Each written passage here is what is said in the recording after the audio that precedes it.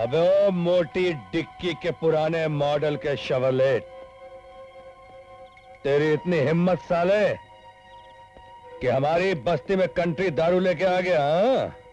अबे ओ मरेले हाथी के सड़ेले बेटे, बाटली में डाल के ऐसा बुक लगाऊंगा ना कि जिंदगी भर बेकार इंजन ऑयल की तरह पड़ा रहेगा। और उसके बाद तेरी ऐसी सर्विसिंग करूंगा कि साले जितनी तेरी चर्बी है ना, पिघल कर तेरी हड्डियों के भीतर घुस जाएगी।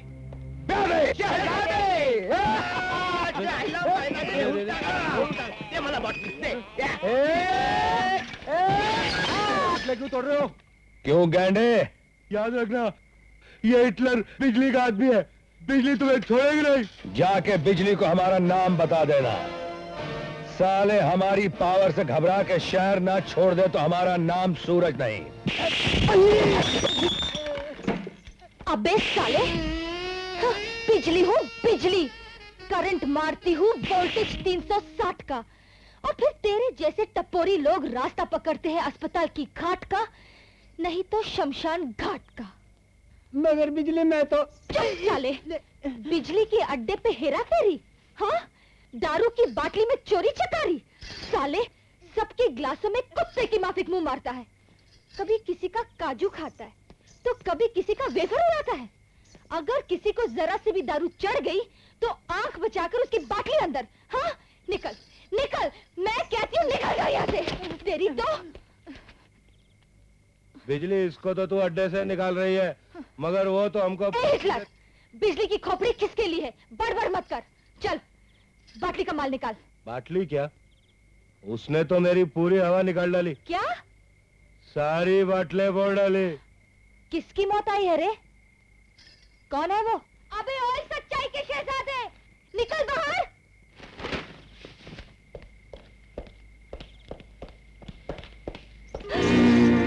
अगर तेरी हड्डी का पाया और बोटी का कबाब नहीं बनाया ना, तो मेरा नाम भी बिजली नहीं। हाँ। हाँ। अरे बेवड़ी तेरी तो मैं। सूरज, मेरा बहादुर बेटा, अब क्या औरत जात के साथ लड़ाई करेगा? अरे माँ, अरे बिजली से लड़ने वाला अभी तक पैदा नहीं हुआ है। बिजली दारू बेचती है, दारू किसी का खीसा पॉकेट नहीं मारती है, समझे? अरे 14 इयर्स का लाइसेंस है मेरे पास, 14 इयर्स। दादागिरी करता है साला। तू बिजली का अड्डा बंद करेगा? हाँ? अरे बिजली असली माल बेचती है, असली। नहीं तो बस्ती के जितने भी बेवड़े हैं ना, सब गटर का पानी पीकर मर गए होते साले। माँ जी, अब आप ही बताइए ना, इसको मेरी बाटली फोड़ने का लाइसेंस मिला है क्या? अबे ओए पोखर शहजादे, याद रखना, ऐसी छप्पाई करूंगी ना कि आईने में थोपड़ा देखना बंद कर देगा। अगर फिर से दिखाई दिया ना तो हड्डी की टांग पे तू आएगा, लेकिन लकड़ी की टांग पे जाएगा, फोड़ डालूंगी। नमस्ते माँ जी। चल दे मोटू।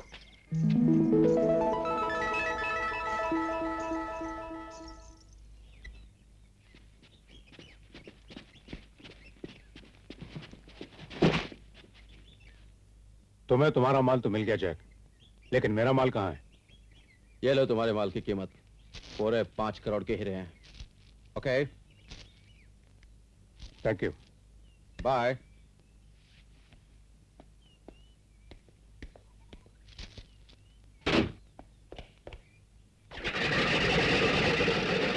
चलो, come on, let's move.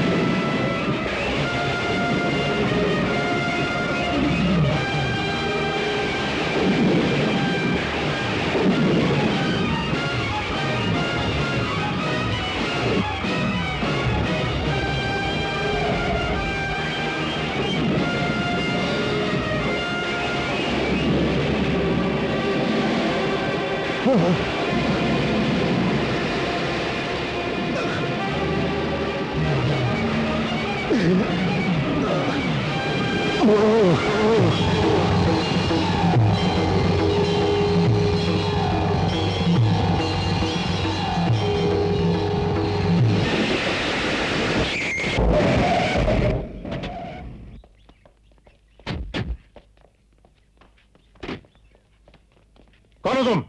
गैर कानूनी दुनिया वालों के लिए जहर हूं मैं। जुर्म चाहे आकाश की ऊंचाई पर हो रहा हो या पाताल की गहराई में, शंकर का ये पंजा सजा का फंदा बनकर दुश्मन की गर्दन को दबोच लेता है। हमारे रास्ते से हट जाओ इंस्पेक्टर।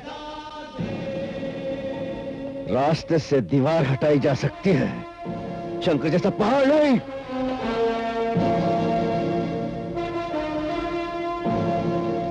इसे जान से मार डालो।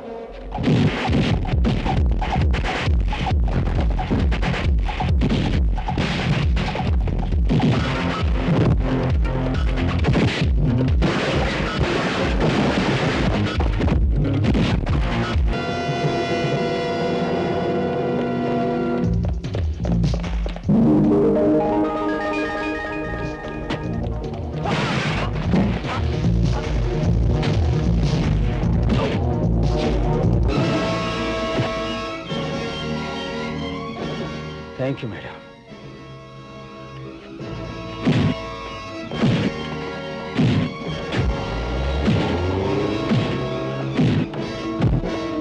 कहाँ है हीरे? बोल कहाँ है हीरे?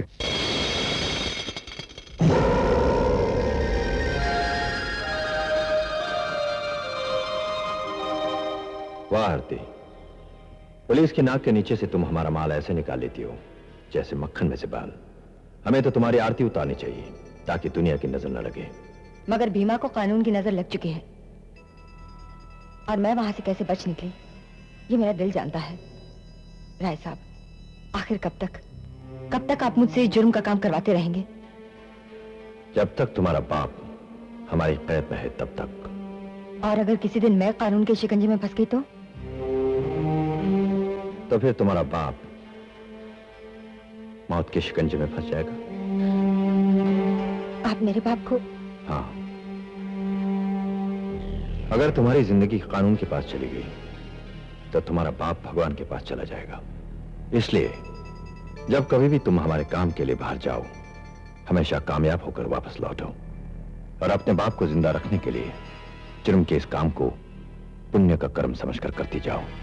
और फिर ये सारा काम हम तुमसे मुफ्त में थोड़ी करवाते हैं।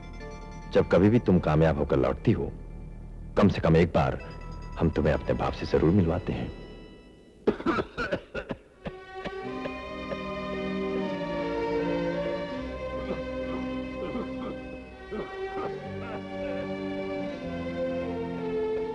बाबा,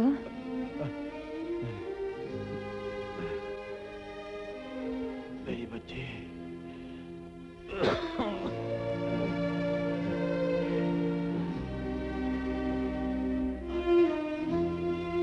मेरी बच्ची।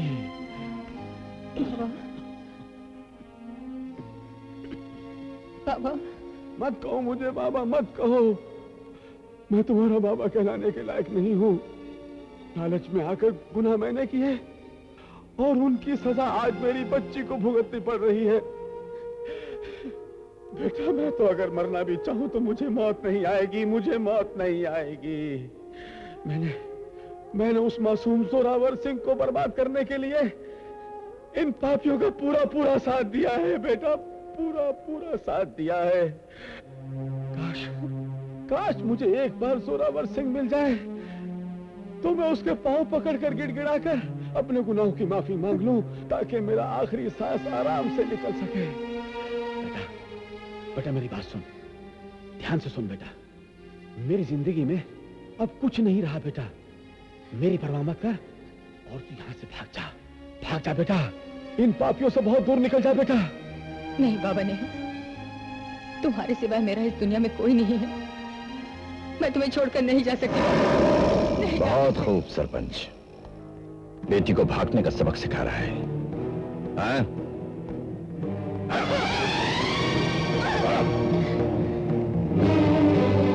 तुम्हें तो शुक्रगुजार होना चाहिए कि राजदार होने के बाद भी हमने तुम्हें जिंदा रखा, वरना हमारी चाल से मौत भी इंसान को नहीं छुड़ा सकती। रोशन सिंह, ऊपर वाले से डर, उसकी लाठी में आवाज नहीं होती। एक दिन तेरे गले में कानून का फंदा होगा, तब तुझे मालूम पड़ेगा तो कितना बड़ा गुनहगार है।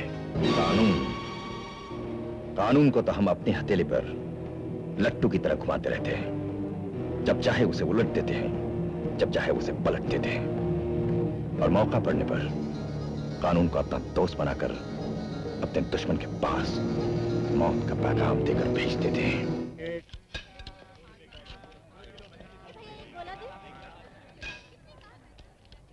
तुम में से सूरज कौन है? बड़े भाई, मैं हूं।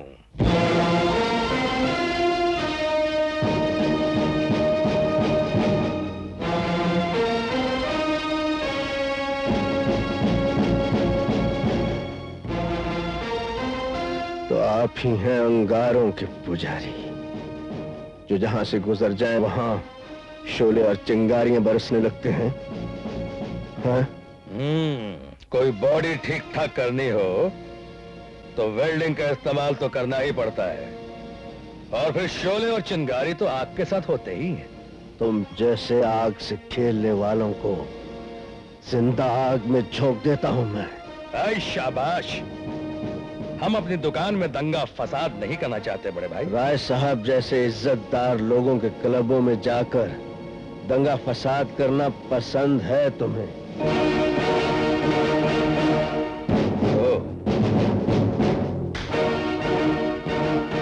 तो तुम दुश्मन के भेजे हुए तीर हो? तीर नहीं, तलवार है, जो दुश्मन पर ऐसा घाव लगाते हैं कि वो अपनी आखिरी मंजिल तक पहुंच जाए। जिसने उस टुटपुंजिये राय के क्लब में जाकर लोगों की ऐसी तैसी करके सबों को अस्पताल पहुंचा दिया, उसे अपनी ताकत से धमकाने आए हो तुम, और वो भी अकेले हैं? बचपन से लेकर आज तक शंकर ने हर जंग अकेले ही लड़ी है।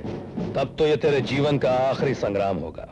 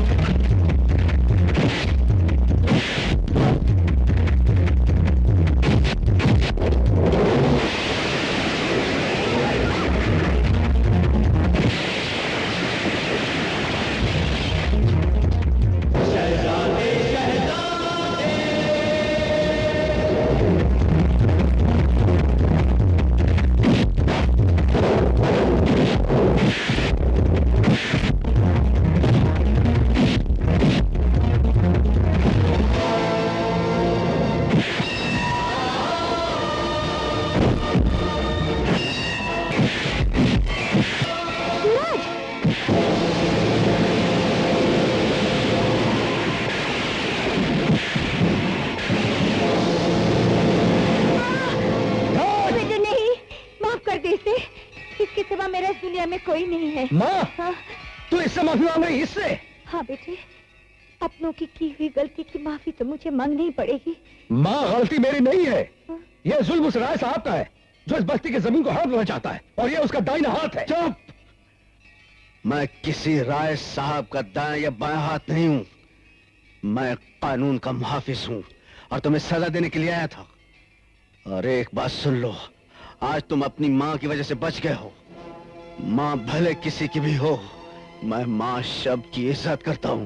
कानून की मैं भी इज्जत करता हूं, लेकिन असलियत का मुझे पता नहीं था। तुम्हारे आने का अंदाज से ही लगा जैसे कि तुम राय साहब का बदला लेने आए हो। जो क्लब में तूने तोड़फोड़ की है वो तुम्हारी पहली गलती समझ के छोड़ रहा हूं। आइंदा कोई ऐसी गलती की तो मैं तेरा क्या हश्र करूंगा तू याद रखेगा।